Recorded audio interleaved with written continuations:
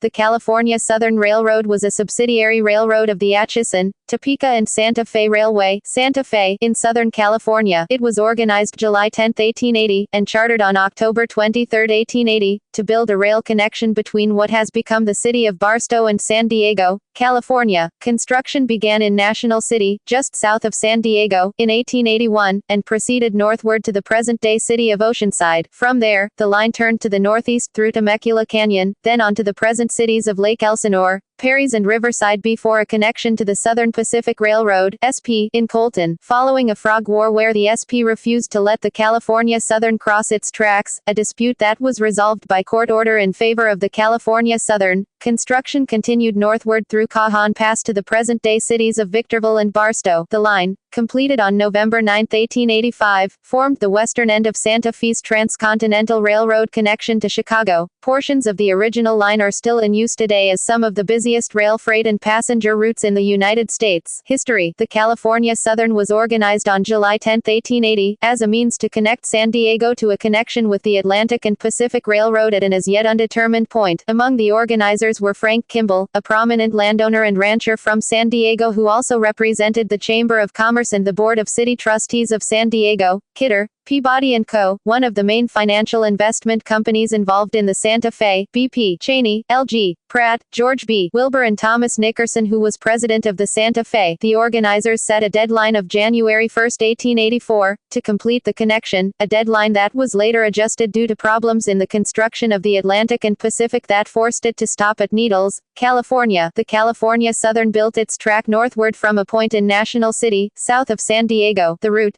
portions of which are still in use, connected the present-day cities of National City, San Diego, Fallbrook, Temecula, Lake Elsinore, Perrys, Riverside, San Bernardino, Colton, Cajon, not to be confused with El Cajon, Victorville and Barstow. In Barstow, then known as Waterman, the California Southern would connect to another Santa Fe subsidiary, the Atlantic and Pacific Railroad. The Atlantic and Pacific was chartered in 1866 to build a railroad connection westward from Springfield, Missouri, connecting Albuquerque, New Mexico, then along the 35th parallel to the Colorado River. From there, the railroad was to continue to the Pacific Ocean following whatever proved to be the best route. The route was scheduled to be completed by July 4, 1878. However, the Southern Pacific was able to get a clause favorable to their own interests inserted into the charter. The Southern Pacific Railroad is hereby authorized to connect with the said Atlantic and Pacific Railroad formed under this act, at such point, near the boundary line of the state of California, as they shall deem most suitable for a railroad line to San Francisco. Southern Pacific had already established a connection to Mojave, so their crews built eastward from there through Barstow, then called Waterman, to Needles, California, completing the connection across the Colorado River on August 3, 1883. The California segment was leased to the Santa Fe in August 1884, and fully acquired by the Santa Fe under foreclosure in 1897. San Diego. The California Southern began construction in National City on land originally acquired by Frank Kimball. The railroad's main yards and locomotive maintenance shops were located here, and until the connection was made with Barstow, all tools and equipment ordered by the railroad arrived here by ship around Cape Horn from points in the eastern United States, while the wooden ties arrived by ship from Oregon. Surveys and construction between National City and San Diego were well underway by March 1881. The railroad reached Fallbrook and opened between there and San Diego in January 1882. In 1881 and 1882, the California Southern received 10 locomotive shipments by sea at National City. The last 3 of these, delivered in November 1882 aboard the ship Hannah Camp, have been identified as the last 3 locomotives ever delivered to the United States Pacific coast after traveling around Cape Horn, Temecula Canyon, to connect to the Atlantic and Pacific line in the quickest way possible. Surveyors and engineers for the California Southern pushed the route through Fallbrook and Temecula, bypassing what was, at the time, the pueblo of Los Angeles. The railroad, however, didn't understand the nature of Southern California's dry washes. Local inhabitants warned the railroad of the dangers of building through such an area, that it could become a raging torrent of water, but the railroad built through the canyon anyway. Despite the warnings, Springs, track work through the canyon proceeded at a quick pace. They completed the line to Fallbrook on January 2, 1882, then to Temecula on March 27, 1882. Many parts of the canyon had suffered storms. In February 1884, a storm hit, the train was delayed and the canyon walls brought boulders crashing down on the rails. On February 3, the train was unable to get through. A few days later, the wires were down. The train from Colton to San Diego could not get through. Disaster was averted because a local resident, Charlie Howell, hurried up the tracks from his family homestead near Willow Glen and managed to stop the train. A series of devastating washouts on the section through Temecula Canyon occurred amid heavy rainstorms that flooded the area starting on February 16, 1884, just 6 months after the first trains operated the entire route between San Diego and San Bernardino. The storms brought more than 40 in of rain in a 4-week period. 2/3 of the main line through the canyon were washed out with ties seen floating as far as 80 miles away in the ocean. Temporary track repairs were made after the first storms, but later in the month, additional rains and flooding washed out the entire route through the canyon. Repairs were estimated at nearly $320,000, a figure that could not be recouped effectively. The canyon was finally bypassed completely with the completion of the surf line on August 12, 1888, and the line through the canyon was relegated to branch line status. The crossing at Colton. Construction of the California Southern was repeatedly interrupted by Santa Fe's rival, Southern Pacific Railroad, SP. In one instance, the California Southern was set to build a level junction across the SP tracks in Colton, a move that would end Southern Pacific's monopoly in Southern California. The Colton crossing was the site of one of the more notable frog wars in American railroad history. In the summer of 1882, tensions reached their boiling point when construction of tracks for the California Southern reached Colton, California. In an attempt to forcibly prevent the California Southern Railroad crews from completing construction, the Southern Pacific, SP, parked and then slowly moved a locomotive and gondola along the SP track at the location of the planned crossing. In addition, the SP hired armed men, including the famous Virgil Earp, to guard the tracks. Before the violence could get out of hand, Governor Robert Waterman ordered San Bernardino County Sheriff J.B. Burkhart to enforce the state court order. Waterman personally ordered Earp and the crowd to comply with the court order. Earp backed down and told the SP engineer to move the locomotive. The crossing was built, ending the Southern Pacific's monopoly in Southern California. Cajon Pass. The first structure that the California Southern used as a depot in San Bernardino was a converted boxcar. Building north from San Bernardino, the California Southern was able to piggyback on the survey work done by the Los Angeles and Independence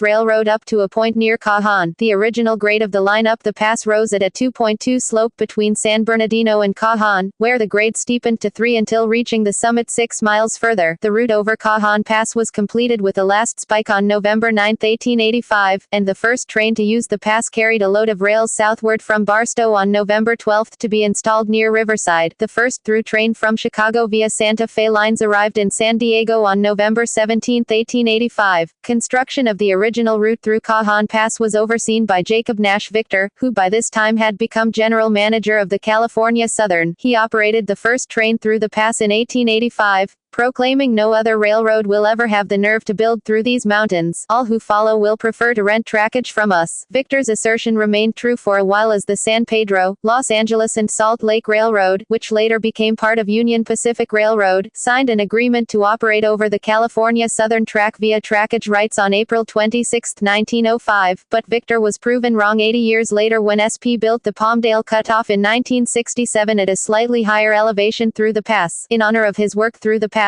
the city of Victorville was named after Victor. Consolidation. To reach Los Angeles, the Santa Fe leased trackage rights over the Southern Pacific from San Bernardino on November 29, 1885, at $1,200 per mile per year. Naturally, the Santa Fe sought ways to reduce the fees. On November 20, 1886, the Santa Fe incorporated the San Bernardino and Los Angeles Railway to build a rail connection between its namesake cities. California Southern track crews performed the construction work, and the first train on the new line arrived in Los Angeles on May 31, 1887. During construction, Santa Fe officials worked to consolidate the many subsidiary railroads in Southern California to reduce costs. At a stockholder meeting on April 23, the 8 railroads and their prominent stockholders, minus the California Southern, voted in favor of consolidation, and the California Central Railway was formed as a result on May 20, 1887. After the consolidation, although the California Southern remained a separate subsidiary, the National City shops were downgraded and the services provided there were moved to the newly constructed shops in San Bernardino. One of the first official lists of stations on the California Southern and California Central Railroads, published on July 13, 1887, shows the California Southern divided operationally into two divisions. The San Diego Division covered the territory between National City and Colton. From there, the San Bernardino Division covered the route through Cajon Pass to Barstow. The Santa Fe underwent a massive financial overhaul in 1889. The major investors in Boston, Massachusetts, were mostly replaced by investors from New York and London. At the annual meeting on May 9, the investors replaced the company's board of directors with a new board that included George C. Magoon, who would later be linked with the company's 1893 receivership. The new investors disliked the number of subsidiary companies and sought to further consolidate them. The California Southern, California Central and Redondo Beach Railway companies were consolidated into the Southern California Railway on November 7, 1889. The California Central had consolidated with the Los Angeles and San Gabriel Valley Railroad in 1887, giving it row through the San Gabriel Valley. The Santa Fe finally purchased outright the holdings of the Southern California Railroad on January 17, 1906, ending the railway's subsidiary status and making it fully a part of the Santa Fe Railroad. Company officers. Presidents of the California Southern Railroad were Benjamin Kimball 1880, Thomas Nickerson 1880 to 1885, George B. Wilbur 1885 to 1887, George O. Manchester 1887 __. Visible remnants. Much of the right-of-way graded and used by the California Southern is still in use. Several structures built for or by the railroad, or in some cases their remains, can still be seen. Some of the buildings that remain are still in use in their primary purposes. The two ends of the former railroad are still in use as of 2013. The section between Barstow and Riverside through Cajon Pass, which includes the disputed crossing in Colton, remains one of the busiest rail freight corridors in the United States, seeing trains of BNSF Railway and Union Pacific Railroad as well as Amtrak's daily Southwest Chief passenger train. At Cajon, the concrete pads that served as the foundations for the railroad's station facilities and water tanks there remain long after the buildings atop them were removed. The Santa Fe realigned the track at several places during the 20th century to straighten curves along Cajon Creek, between Cajon and San Bernardino, lower grades for eastbound trains with the 1913 addition of a separate track through what has come to be known as Sullivan's Curve, and to reduce some curvature and lower the pass's summit elevation by 50 feet, 15 meters. The maintenance shops in San Bernardino are still in use by BNSF Railway, although not to the extent that they were used in the 20th century. The San Bernardino station that was opened by the California Southern was destroyed by fire on November 16, 1916. It was replaced in 1918 by the Santa Fe with the current structure that now serves Metrolink San Bernardino line commuter trains on runs that terminate at Los Angeles Union Station. Until the introduction of weekend service on the 91 line in July 2014, limited service from San Bernardino to Riverside was provided by some San Bernardino line trains, and the Metrolink Riverside line terminates at the Riverside station, although it reaches the station via a more southerly route. South of Riverside, the track is still in place to Perry's, where the Orange Empire Railway Museum has a connection to the main line. This section is being rehabilitated to the Perry's Valley Line, an extension of Metrolink 91 line service to stations at Hunter Park, March Air Reserve Base, Perry's, and South Perry's. At the southern end, the section between San Diego and Oceanside also sees heavy use by Amtrak California's Pacific Surfliner trains as well as those of the San Diego Coaster. As part of the Santa Fe's rail network, it was part of what has come to be known as the Surf Line. As of January 2006, this line is the second busiest passenger rail line in the United States. Although San Diego's Union Station replaced the railroad's original station there in 1915, the California Southern Station and office building in National City has been preserved and is listed on the National Register of Historic Places.